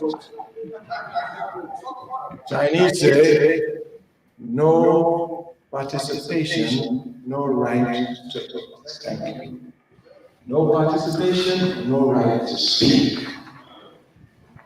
If you haven't participated in something, really you can't speak about it, because what you observe and what you see and what is not the same thing. So I just wanted to touch on that, because I want to address two issues as we approach the close of this conversation. Firstly, because I meant to ask this before the video, so let me do this now. The banning, from the UK in 1986. Do either of you know the details of the circumstances under which that comes about? I don't. I think he was even banned from France. He was banned as well. He was banned from France as well. That's right. He was. He was Kwame Ture. I have banning documents, but I don't know the circumstances. Please enlighten us. No, I don't. That's why I was asking, right? Because I'm going to because it's not. I'm sure I can find the information, but it's not something that I've got. No, I can tell you. To give you the information. AAPRP members out in Britain, and a few other people. That were around then. I mean, I've heard about the circumstances before. Okay, because I remember he went there during the Dialectics of Liberation conference in the late '60s. And I think, I think that's where he may have met Angela Davis. And then afterwards, already he's banned from that. Right? I think the content of his speeches that's deemed by the government to be, dangerous, or I don't know what terminology that they use. But I think there's a movement that happens so that he's allowed to come back in. So I know he comes back in the 80s. In the 80s. 1983. I want to say. I believe there's a brother, Lester Lewis, I believe, that helps with that particular tour. Yes. And then I'm not sure he's banned again, but he's banned from he's banned from a lot of countries across the Commonwealth, because he's banned from Trinidad where he was born for 30 years. Until he gets cancer, and they're like, okay, well, we're gonna allow you in. There's great fear against the Black Power movement, and him and the likes of Rodney King are like I'm sorry. Walter Rodney. I'm sorry. Walter Rodney, they're banned from a lot of countries, So. No, what I can say is this, and I've got the opportunity to speak to a couple of our brothers and sisters about this, so I will do that over the next couple of days, But what I can say is that in the 1980s, there were a lot of uprisings in the UK against police brutality, and the biggest one, and the longest lasting one that was in 1981. That was a very big one. But in 1985, there was a very serious one in Broadwater Farm in North London. Not too far from where Brother Bokar was staying when he came. To this country. So in that respect, so the fact that he was banned in 1986 definitely had something to do with what was going on in the black community and the Pan-African organizations that were developing in that era as well.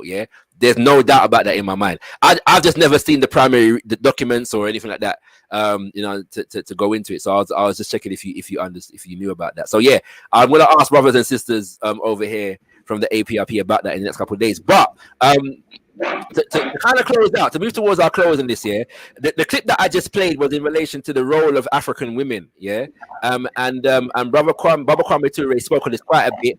And the AAPRP has a women's wing, the All African Women's Revolutionary Union. I'd like to know, I'd like to get a sense from you where he was, from you both, where he was at on this issue of women and how we relate to our women as African men. And what he would say about what we need to do as organizers and as men in terms of improving our relationship with our women, particularly when it comes to organizing. that might sound like a very complex question, but I hope you understand it. Do you know what I'm saying? Yes. Yeah. Well, if I can start, I think that right now it's this month is actually the 40th anniversary of the All African Women's Revolutionary Union. Yes, sir. So I think it was kind of clear that they knew the potential of our African women being on the front line as well as the men. That's more than 50% of our force. So I was lucky when I joined the party that the union had already been in place, and That's where I met some of the strongest women, African women I've ever met in my life. Who were very articulate, who you could not,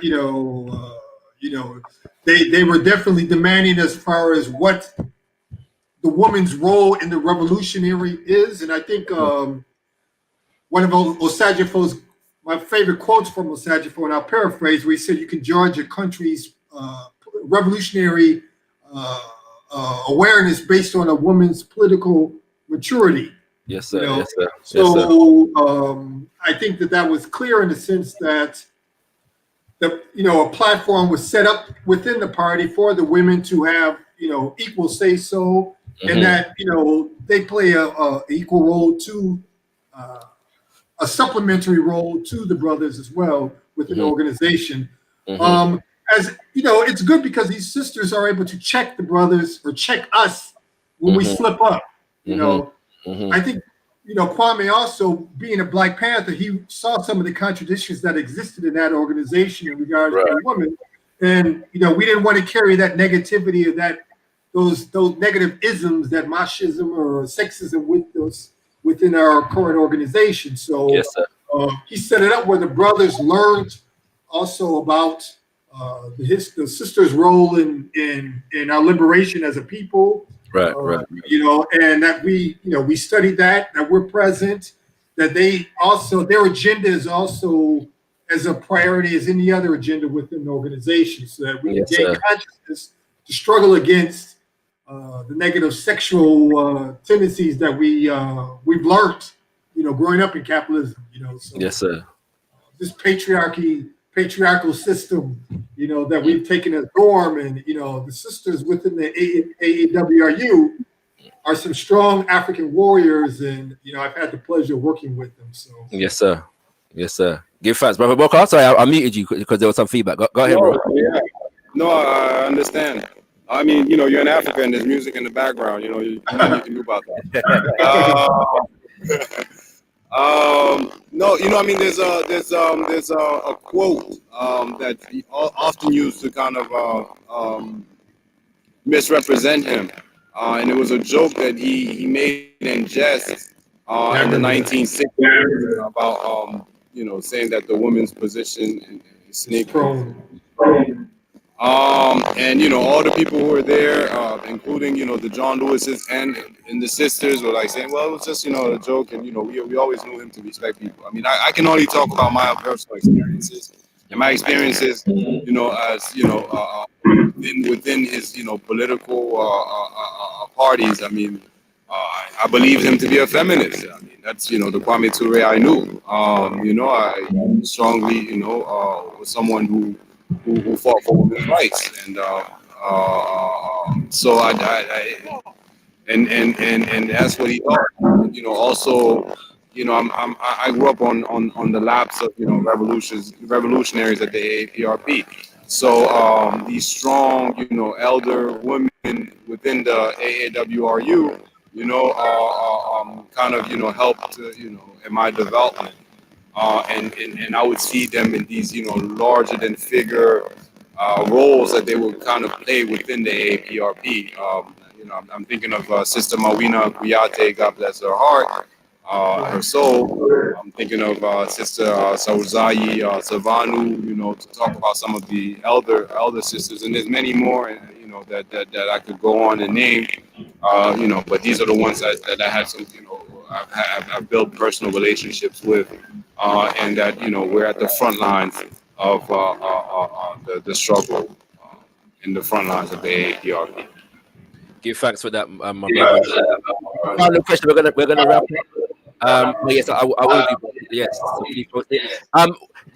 Going forward, what can we do in 2020 and beyond to build on the legacy of our great ancestor, Brother Kwame Ture? Brother? I mean, Ajamu, I don't want to take your words. I'll let you finish with the three O's. Yes. That's your job. Yes. Continue fighting for our people in the way we feel, we best can. You know what I mean? We all play a different role. We all, whether it's nationalistic, whether it's socialist, whether it's economic development, the one that I'm we all have our role to play, and we should play that fully, stay committed, never lose the sight of that objective, because we can lose sight of that objective. Remind ourselves that, continue to raise our consciousness and that of people around us. Because it's a long struggle, and we all have our own role to play. Kwame Ture said, and many others before him, ancestors, have set a good foundation for us to build on. So let us do it. Give thanks, brother Ajamu. Yes, I think one of the things the most important thing that we can do to carry on Baba Kwame's legacy is, of course, to join an organization fighting for our people. And if you don't join an All-African People's Revolutionary Party, you join a Pan-African organization that's going to benefit the masses of African people throughout the planet. So Kwame would say, organize, organize, organize. That's what we do. Yes, sir. Yes, sir. My brothers, I want to thank you abundantly. Yeah, thank you abundantly for joining us on Gokush TV today. As I said at the beginning, I consider it an honor to honor this man. Like I said, I come from a slightly different ideological strain of Pan-Africanism. But wherever strain of Pan-Africanism you come from, you have to honor, yes, your debt to an organizer, an activist, and a teacher. Yeah, like Baba Kwame Ture. Every time I listen to him, yeah, I walk away filled with revolutionary optimism. No matter what the conditions of our people are, this man had no doubt, yeah, that we as a people were going to be liberated, we're going to be free. And we need that sometimes. When you're organizing, sometimes things look bleak, right? But this man had a sense of optimism that I pray, yeah, that I develop in my life. You understand what I'm saying? I feel like more of our people need to know about him in the same way that we call the Asajifos, the Omowale Malcolm X, the Winnie Mandela, and all the right, you know what I'm saying? All of those greats, yeah, this man's name, yeah. To be remembered more for the fact that he stayed the course, yeah, for the fact that he never diverted from the course, and he only sought to evolve and develop on this course of revolutionary Pan-Africanism. And so yeah, man, words can't express the honor that it is to host this particular conversation and have you brothers join me today. I'm gonna end, brother Bokar, I'm coming to Guinea soon. Yeah. Waiting. I think that's another thing I want to say. Those people who haven't done it yet, make your trip to Africa. There's so many places you can choose, you can pick. You see which one would fit best for you, you know what I mean, and make it. Whether it's Guinea would be great, but then, obviously, there's other ones that Ghana, Kenya that people like. If you want a softer version, South Africa, whatever, just make it. Nigeria, which I love too. You know what I mean? There's Senegal. There's so many places, to visit. North Africa too. If you haven't done it, make it. Yes, sir. And brother Ajamu, I'm overdue a trip to France. So when I come, I'm going to hit you up. Okay? I'm here. All right. I got a nice sofa bed for you, so. I look forward to it, bro. I look forward to it. Brothers and sisters, this has been Gotkush TV Quarantine Convos honoring Baba Kwame Ture. I hope you've enjoyed. Look out, because there are more Baba Kwame Ture tributes happening in the UK over the next few days, online digitally, that is. So do stay tuned for more of that. And I'm gonna brothers, feel free to exit as you will. But I'm gonna close the show with another Baba Kwame Ture snippet to leave the brothers and sisters. And I'm gonna encourage thank you very much. I have to go now, but I thank you very much. No problem, brother. Thank you for the opportunity. Peace and blessings. Peace and blessings, bro. I encourage all, to check out the myriad of speeches of Baba Kwame Ture online. Yeah, check them out. Listen to him, learn, and get a perspective. Bigging up my sister Oneness, who's in the building, through whom I met brother Bokar. You know what I'm saying, and these things, you know. So yeah, man, you know, APRP alumni, you know what I mean. So we give thanks, we give thanks, we give thanks. Right, kings and queens, we're gonna lock off with more from KWAME Ture. And as I said, you know, taking this man, read his autobiography, yeah, read his autobiography. You know, you can get it now, or his book, Stokely Speaks, yeah, as well. You know what I'm saying? Check it out. And before that, right now, when this done, just search KWAME Ture on YouTube and take in a speech, yeah. I recommend the one on organization versus mobilization, or the job of the conscious, yeah. And there are many others, brothers and sisters. So check them out. And we thank you for joining us today, kings and queens. This has been Got Kush TV, and always remember, you ain't got nothing if you ain't got Kush. What message do you have for the brothers and sisters in the Britain chapter, not just in the Britain chapter, but in Europe and in the diaspora generally, with regards to developments taking place in Africa? Well, for those in the Britain chapter of the AAPRP, I would really emphasize to them that they represent an example of that which is absolutely indispensable in our people's history, an organized Africa. And that this example, which they represent, they must understand publicly the weight which they carry. They have to remain in this organization until they die, or, as we always say, if you leave the AAPRP, be sure to join another, at least hopefully, revolutionary organization, and if not any other organization. This is clear. So those in the AAPRP must understand properly the weight of the example they represent to the masses of our people. They have to multiply themselves a millionfold, so that every African will become just like them, an organized African, putting the interests of Africa above all else. This must be properly understood by them, and of course the eternal march here must be understood. We know in the first thing we read in our work study circle from Secretary the necessity to ensure that the work of political education is permanent. For brothers and sisters outside of the AAPRP in Britain and Europe in general, number one, you must be sure to be an organization which at least has given a permanent base to the African culture. African culture is oppressed everywhere, even in Africa, thus we know what it would be like in Europe. Thus this aspect of struggling hard to make sure that the culture of Africa is affirmed. Secretary says, wherever Africans are, African culture must be affirmed. It doesn't mean they can come into conflict with others, it's only affirm our culture.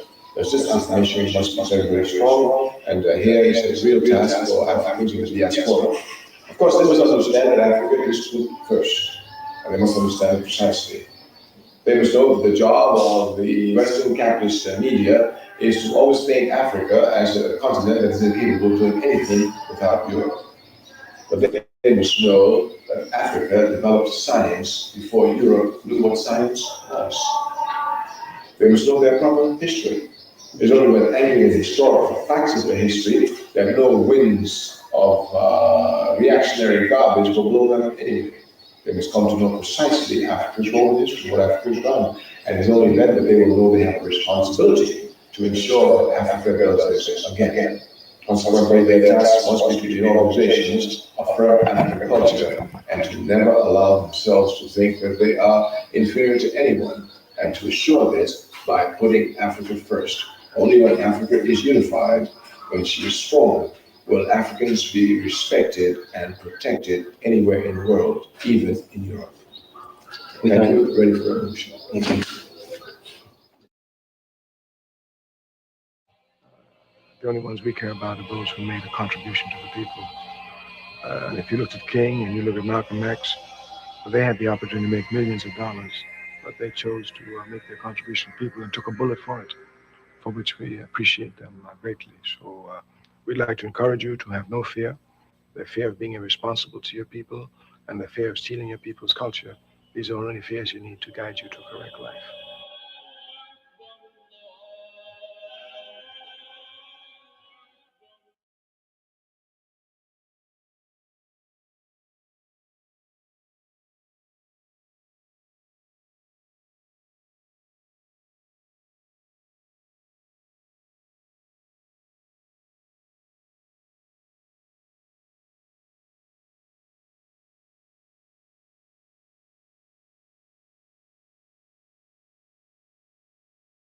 Where's David?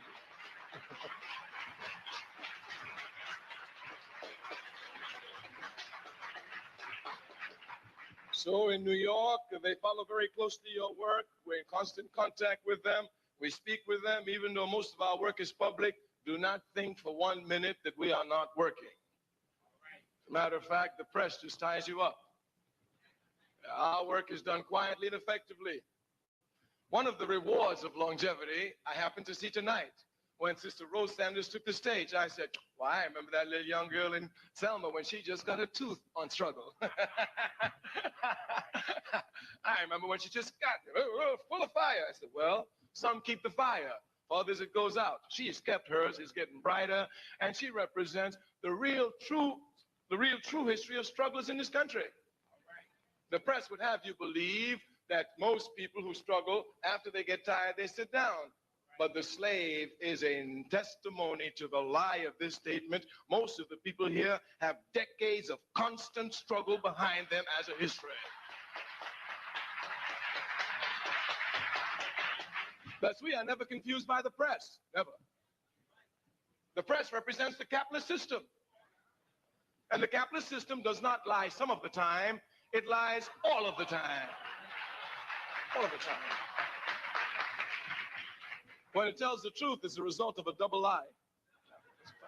It's a fact. It's a fact. It's a fact. We are very proud to be the slave. Thus tonight, unlike our discussion in other areas, we would like to give you an update of what we've been doing.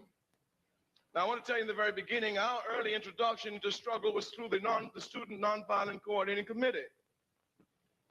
Here, our task would go into little towns in the South, quietly infiltrate ourselves into the towns, find the strongest Africans there, willing to sacrifice their lives, build a base from them until one is able to take the town. Here, the press is really an enemy. So since my early days of work for my people, I could not use the press. And in my later days in struggle, I understand that one should never depend upon the press.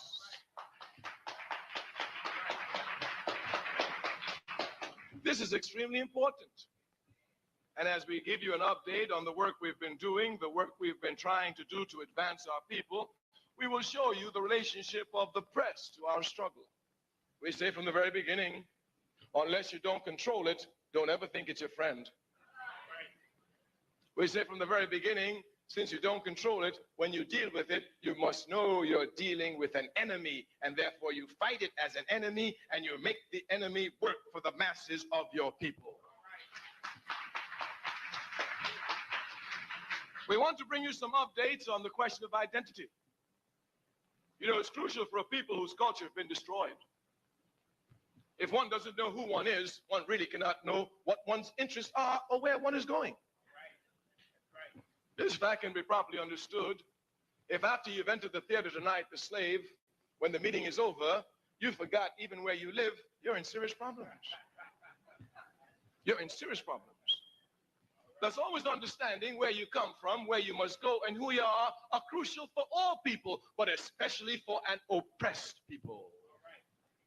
Indeed, the first job of the oppressor is to wipe out the culture of the oppressed and have the oppressed believe that they have the same culture as the oppressor. His job is to have you think that you have the same history as the oppressor. Once he thinks that you have the same history, once you think you have the same culture, you will think that the enemies of your oppressor happens to be your enemies. Once you know your history, once you know your culture, you will know that the enemies of your enemy must be aided to bring down your enemy.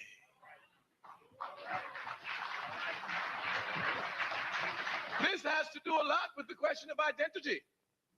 Now, we must tell you in our analysis, we do not make the errors that others do.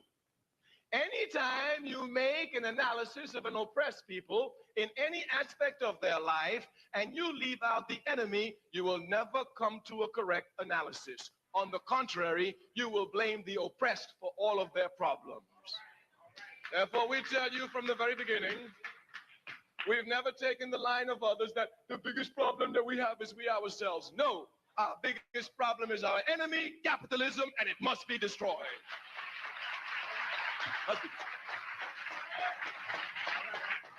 We say any analysis you make of an oppressed people must include the oppressor, otherwise you will come up with an incorrect analysis blaming the oppressed for their position of oppression.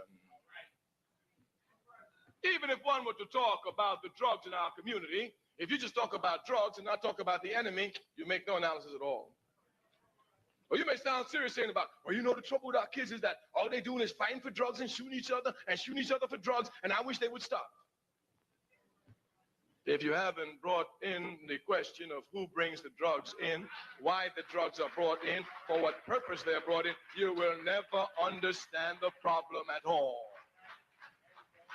Thus we make it clear to each and every one, when we speak of the conditions of the African masses, we begin from the very beginning with the enemy of the African masses, all unjust system that seeks to exploit us, capitalism, and especially the racist capitalist system in the United States of America.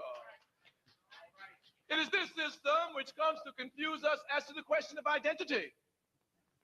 Go into any Italian community, ask all of them what they are. Each and every one of them will tell you without responding, Italian. Go to any Polish community inside this country, ask from the little youngest to the oldest one what they are. Without blinking an eye, they will tell you Polish, each and every last one of them. Go to the Palestinian community here, which is still not free. You'll find Palestinians born in America. Ask any of them quickly, what are you? Without blinking an eye, they will tell you Palestine is not free, and I'm fighting to make it free even in America. Go to Africans who've been in America longer than all of them. Go to Africans who came here under conditions none of them came here under. All of them volunteered to come here, went to get visas to get here. Look at the Africans who didn't ask to come here, who were brought here against their will, who should hate America and should be the last to claim they're Americans. Ask them, what are you? I'm American and proud of it. And if you say something against it, I'll kill you.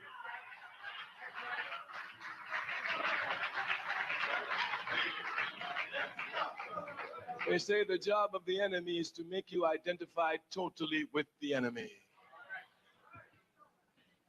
Even if we call ourselves Americans, they don't treat us like Americans. They don't treat us like Americans. We have built this country and they shoot us down in the street like dogs, and somebody's still holding on to them about we Americans. There's nothing in America for us except exploitation. There's nothing in America for us except exploitation and oppression. Ask any of us, and if you have 1,000 of us in one room and ask each of us what we are, you get 1,000 different answers. Of course, you and the slave know what we speak of. We are forced with the same problem here. The problem is through political persuasion, through constant discussion, using nothing but the truth to let our people know exactly what they are. Africans. Nothing more, nothing less. Nothing more, nothing less. Of course, as we pointed out over and over again, this question of not wanting to be an African is based squarely in ignorance. The enemy keeps us ignorant, not haphazardly, but by calculated plans. Go and pick up any textbook that you had as a child. Go now and pick up the textbooks that your children have. The only time Africa is mentioned is that she gave slaves to America, and that the slaves who came from Africa to America should be very happy because the price of slavery and the oppressions of America is better than the barbaric life which we lived in Africa. Thank you very much, America. These are facts. You will read in all your textbooks about all the great things the Germans did, the contribution of the French to world humanity, the contribution of the British to world humanity, the contribution of the Italians to world humanity. But Africa, no contributions at all. We say in the very beginning, the struggle here begins with a fight against ignorance. But this fight against ignorance must be properly understood. Not only does the enemy make you ignorant, but then he makes you want to love ignorance and hate knowledge.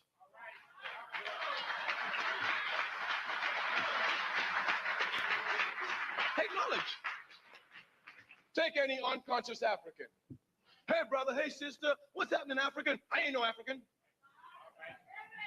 Well, I know you don't know nothing. I know you ain't no African, but would you like to read something about Africa? What's that going to do for me?